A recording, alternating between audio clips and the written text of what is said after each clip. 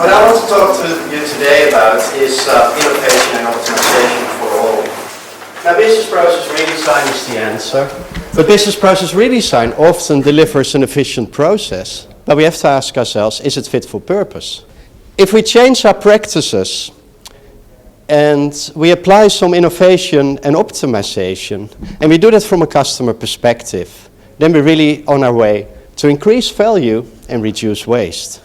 When you look within an organization, I will argue there is a tremendous potential to do things better by thinking differently. Not with a view to reduce your staff and save money, although sometimes that is the reason, but often to free effort, so that that effort can be redeployed and you get more things done. How to look at that in more detail is that we spend money on staff and practice to do all those great things, and what we want to do is move from often a reactive mode of spend to building capabilities that enable new business or more business. So it's shifting the costs that we incur in an organization so that we create the capability to do more and to do different. This is in the commercial world called gaining market share. In government, it might be improving your services, improving the customer experience, or being better at your regulatory role. Smart City is one of them.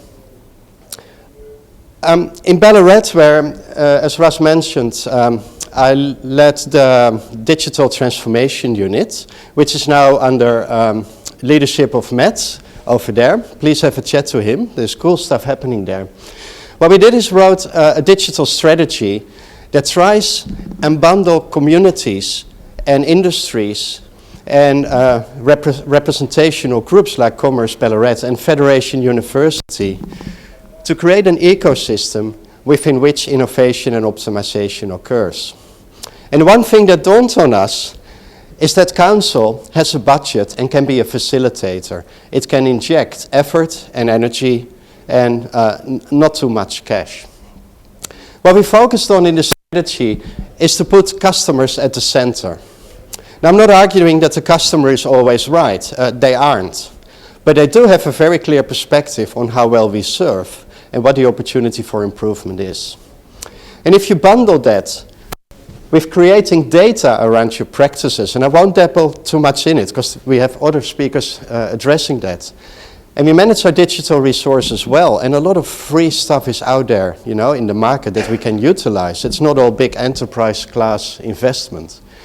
If we combine that with a cluster of organizations who want to innovate with you to improve a whole shire, like unis, like industry representations, ratepayers and citizens, and we create that in a context of online engagement, and we teach people how to use that, then I think good things happen. Although at the start of the journey, you can never tell what that goodness will look like. So we have to take a risk. So this is a snapshot from the digital strategy, and again, talk to Matt about it because they're doing tremendous work delivering to that. Let's start with the customer. When you're driving a car, and this is what you see, you have a very unique perspective on surface, potholes. Now, roads in local government is by far the largest spend. And we talk about procurement of contractors, bundling longer-term contracts to get cheaper labor. Sometimes we forget to contract in materials and the price, lock-in price for that. You know, that sort of drama, it drives up cost. But from the customer, this is what you see. When I drove in, I found the roads were in perfect nick, mostly. But on the entry and exit points of the main freeway, issues emerged. And you see all that big traffic, big trucks, heavy load, trees being shipped, and they're important for economic productivity, but they wreck the roads. Now, where? Where do they wreck the roads? And how can we wrap customer experience, create a narrative that tells us where we should fix the roads and with what priority, rather than just driving around, sampling and doing stuff, which is, I think, often the case.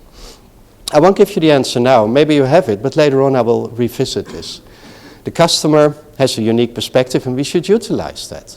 But we can't give them everything they want.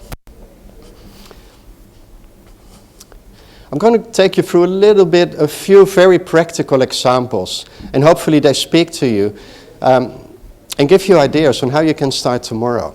So you don't have to have big thinkers, you don't have to have big mathematicians and gurus. You can do this tomorrow. This is an example from an organization I worked with in Queensland. They were a government body. They were in such a bad shape that whenever they messed up, they had to go to Anna Bligh, the Premier of State at the time, to tell that they messed up. And that's very painful. When we looked at one little facet of customer experience, we saw that there were a whole bunch of people involved in terms of delivering service. The client had a request, the customer, then it got processed through a service desk, then some, what they call the Scrum team, started to think about, shall we service this or not, or how, yada yada. Email went out, automated through a tool, very efficient, went somewhere else, and then it went to the client manager of this organization. When we looked at how long all of this took, 9 days, 3 days, 10 days, 3 days, often it took up to 21 days for anyone, including the customer, to know what was going to happen to their request. All these activities were fine, but the delay and the customer experience led to a real issue. Now, how do you find these things out? You just follow the work, and you talk to the customer. And I think this is a story of negativity, not of aspiration and positive psychology. This is going to your customer or your shire businesses or representational groups and ask, what sucks to be you right now as a customer? You get a whole list usually. There, we got something to work with. So it took about 21 days. And the fix was in the end very simple. Just tell them on day one, tell the customer we are working on it, and tell the right people what the activity is that we are working on, and give some expectation. It's a very simple example, but I challenge you, when you look at many practices you currently work on, either within an organization or across, you can very simply ask yourself, how does the work flow, and who knows about it? And for what purpose are we doing the work? And when you do that, and you map it like this, you get very pretty, compelling graphs that mobilize people and resolve resistance. Also create some friction, because not everyone likes to stare the truth in the face. What we like to do is to iterate often and early. Take a service, take a situation, take a challenge like potholes, get the right people in the room and ask, how do we transact work? And make it visible and make it measurable. So we discover, which is divergent thinking. All ideas are welcome, even crazy ones. The tip of the iceberg, how we have done things in the past, cannot be how we are going to do things in the future. Okay, we did that in Ballarat, for example, with waste practice. Collecting garbage bins, quite a costly practice. Per annum it was, and I'm looking at Matt, probably 300-400K per annum, thereabouts, or even more. I forgot the numbers. But what we did is we did something revolutionary. The bin practice wasn't working. A lot of missed bins were being presented every single week.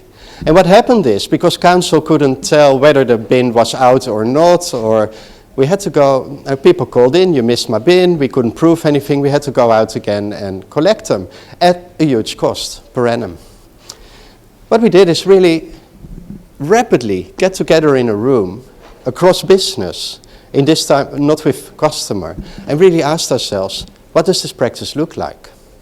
And although many individuals had a perspective on what the practice looked like, on the whole, we did not know.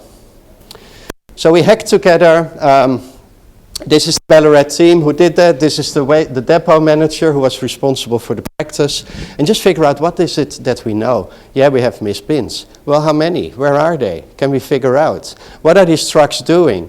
Which bins are missed? Are they located in certain areas or not? And in one single day, we created tremendous progress in terms of understanding the practice. All of a sudden, with some clever hacking, we knew where the bins were there trouble spots or not. We understood what the process was that truck drivers followed. And conscious of time, just a little story. Their way of managing missed bins was as follows. The customer had a missed bin, called the council. Guess whose phone rang? The garbage collector team leader who was driving a truck picking up bins.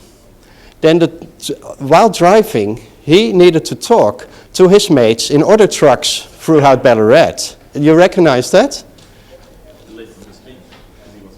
He wasn't focused, it was dangerous, and how can you drive a truck and pick up bins and coordinate 5 other trucks picking bins also? It's impossible. So it made no sense. But just looking at that and doing some redesign of the flow, well, clearly that dude cannot do it. He did a great job, but we need an admin to take those calls. That admin needs to have awareness where those trucks are and who is best placed to pick that missed bin up, okay? Very simple statements of desire, which we didn't know we could make real. But that was the start. Well, we could make it real. And we did another revolutionary thing. We talked to the garbage collectors, the people driving the trucks. We were told to stay away, because unionized, and they will really make our life difficult. But when we spoke with them, people much nicer than I am on my team, they were very excited to be part of this. And they had lots of grievances. And when we said, we do this Saturday collection and it's quite costly, we might need to bring that in. They said, that'd be lovely, because we don't get much money for it, but we would like to get our Saturday back and hang out with our families. So all these barriers that were thrown up were not really real when we engaged. In the end, we saved sort of 10% of annual kilometers driven by optimizing this practice. We deferred buying new compactors for another 2.5 years. So the same fleet and staff could do much more work. And we brought the Saturday run in. And everyone was happy. I won't go too much into detail, but this was a beautiful example where we thought differently. Another example was timesheeting. In depot, nobody used a PC. So I have to peek because it's been a while, 180 people filled in a daily timesheet on paper. Had a coffee, hang out with mates, good stuff, 15 minutes per person each day. Times 180 led to an enormous amount of hours spent per annum just on collecting timesheets.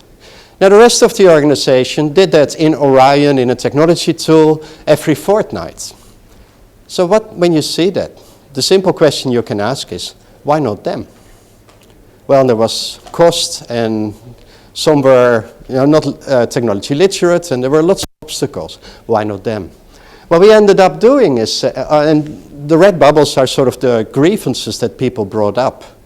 And a lot of those grievances were, about why we could not change anything.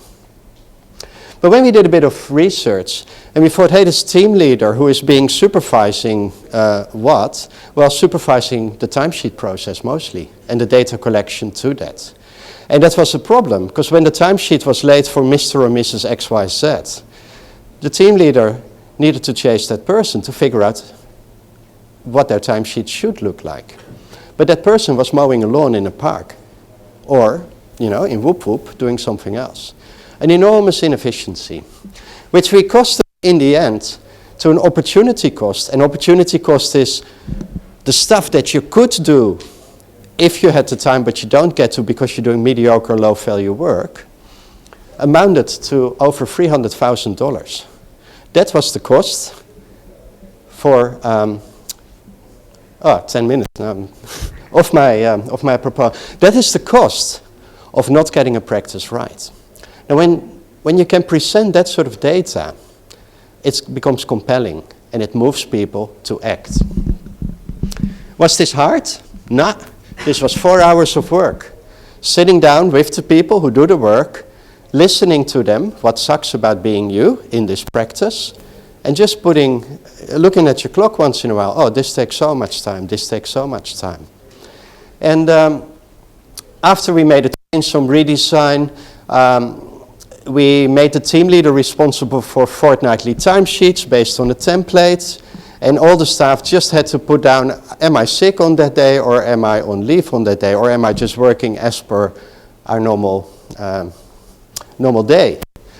All of a sudden, things became much more easy, in line with the rest of the organization, only once a fortnight, not every day. The team leaders didn't like it at all. They were whinging and complaining, I'm a supervisor, I'm not timesheet keeper. And then we showed them that it actually took them half the time after the change compared to before. So, well, you got what you want as well. What we did was just very simply throwing about the ideas that were apparent and the thoughts that we had about our current practice and why it couldn't change. We just ignored it. So, well, it can change, and we will. And we worked with people. Got to praise Matt here a bit. He contacted the Western Bulldogs. There is this partnership between Ballarat and the Western Bulldogs. And he called the data analysts and said, we like the stuff you do, we are interested in that. How about we do a hackathon? Who knows what a hackathon is? Yeah, it's sort of a loose challenge where you just put a call out and say, people, are you interested to help us hack whatever it is? Put some challenges on the market. People tend to come to that and help out. And with the Western Bulldogs committing to that as well, and we had Chris Grant and some other player that I don't know the name of. I didn't know these were famous stars, but you know, they draw a crowd. And from our perspective, free labor. Well, free labor for what? To solve challenges. It was a huge event. Ballarat Council had a library, as you do here. Doesn't really cost you much. Just on the weekend, throw in some coffee and cake. And you hit the newspaper, you create momentum, and you show to the city that you're open for business in a different way. It was great. We won it, our team. We're very proud of that. The winning entry was a tool, a coaching tool that shows, regardless of at any given moment in the game, where the players are positioned, which way they were running, and what ability they have to catch the ball properly or pass it on properly to another player. It became a tactical coaching tool that the Western Bulldogs were interested in further developing. It's awesome. Nobody knew this would come out, but it did. Another example of hackathons is this time capsule, where the council put a challenge out in terms of planning. When you plan a city, people have attachments and stories. Well, this is an online tool that was hacked together in a day and a half that captures those stories. Citizens can look those stories in, which is great. They are happy. They can browse what happens on the corner of, X Street and Y Road. And the planners were interested because they could, in their planning decision making, all of a sudden consider stories that otherwise would be hard to capture. So changing the way of business. We did not know it was going to come out of a challenge we put, but it did. Another example, and we just want to try and jar your thinking. The way we know, the way of working we know, tip of the iceberg, is great, served us well, but there's a whole world to discover there. And for that you need to experiment. Experimentation can work, it can fail, but have a crack at it. Another issue was the Royal Commission into Family Violence. It produced an enormous amount of literature, PDF documents and the like, to the tune of many hundreds of thousands submissions. And how do you enable such a volume of information? How do you enable that for people who are interested? We threw it out as a challenge. And out came this, a tool that geolocation, I'm getting stuck with language here, that plotted where the submissions were, and when you clicked on it, you could get an overview. And it did it automatically. We did not know it would come out, but it was very good. And Department of Premier Cabinet in Victoria chose to take this tool and develop it further as a research and information enabling mechanism. What I'm saying is, we weren't clever. The only thing we were doing was putting challenges out and facilitating that. And the people who were interested came together and contributed, which in my managerial mind I translated into free labor. And the CEO translated into good press. So just on the Ballarat ecosystem, now you may think Ballarat is big and council has money and all that, and that is true. But I don't think there's anything here that you cannot do regardless your size, regardless your means. A city lab, which is this funky thing where people come together and work together on big challenges that the city has, together with universities and schools and what have you, really can just be a spare room in the library. You put some marketing to it, you put some challenges, or you ask your citizens, what are your challenges? And then people will gravitate toward that. Active citizens. MyGov is, I have my say, that's a tool that's widely spread in government, to just seek the engagement, seek the ideas, seek the challenges that people have. Like small businesses who want to open shop. When you're looking at that from a regulatory perspective, yes, we go through these process flows, you must have permit XYZ in the right order, right color. It's a pain in the backside to do that as a small business owner. You just want to open your cafe.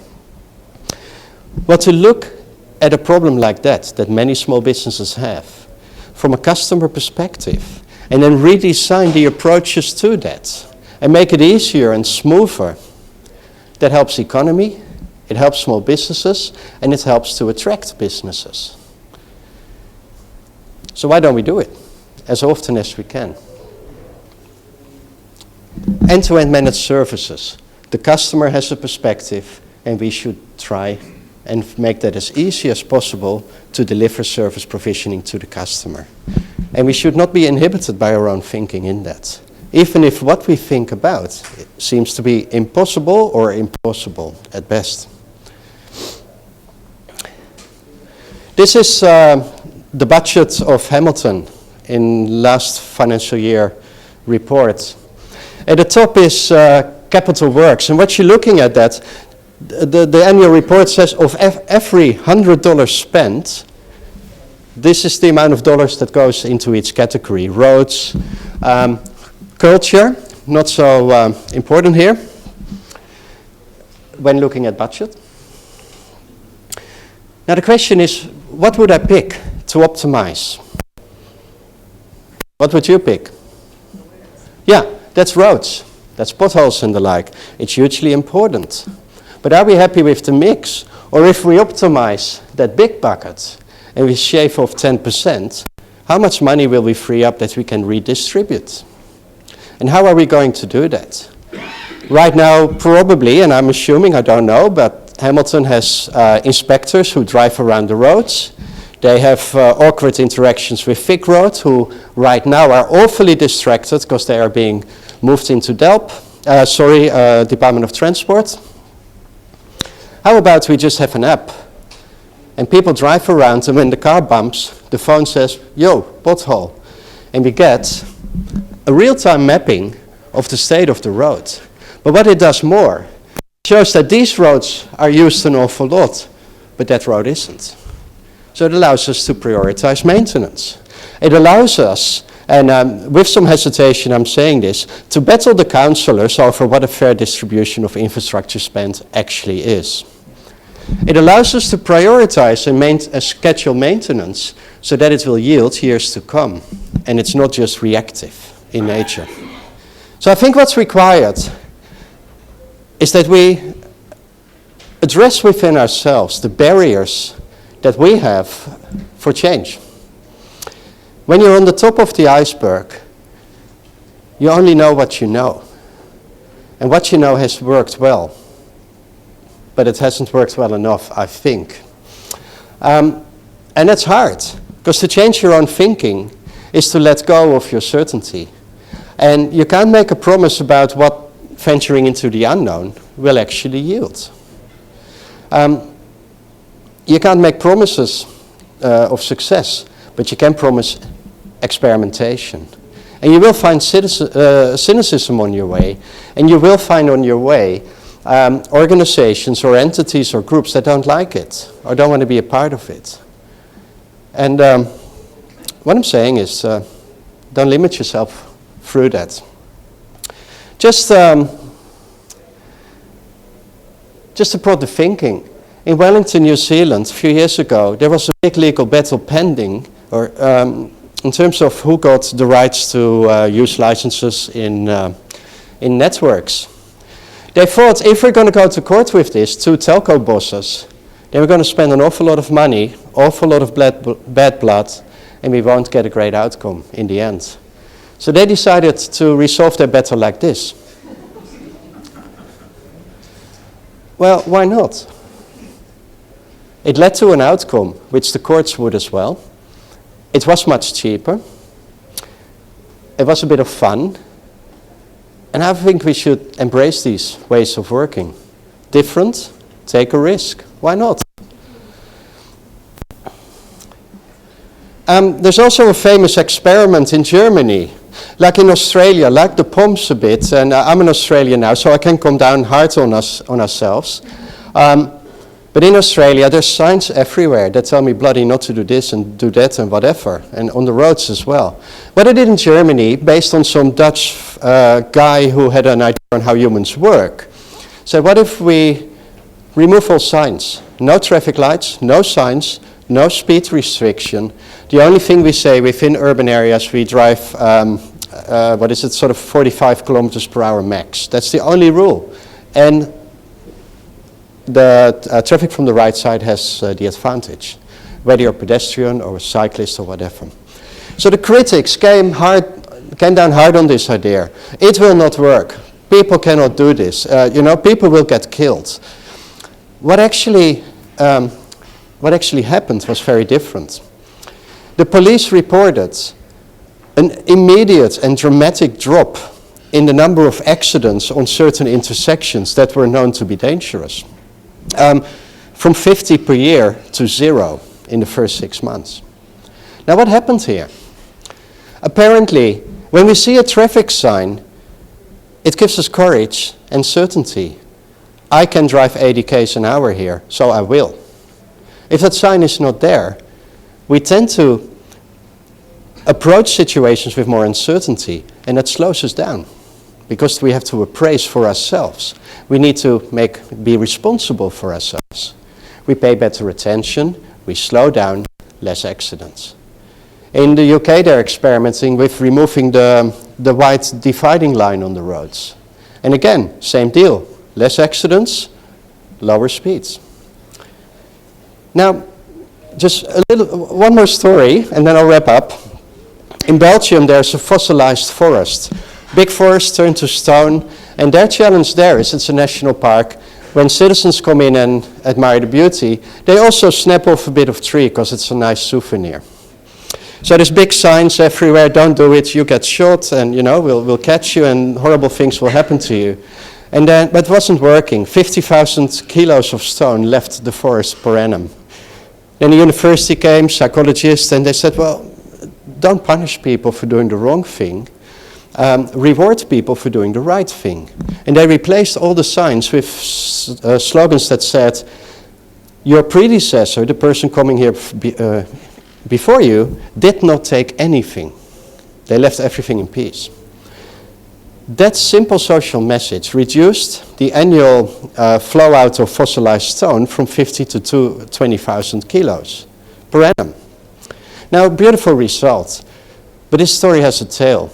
The management of this park, who had punitive mindsets, did not cope with that very well.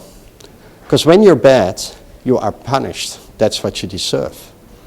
And staring the truth in the face and the results, they reversed the decision and put the punitive signs up again, and up went theft. I mean, this is beautiful. This is our crazy, idiotic mind. And this is where we need to challenge ourselves constantly.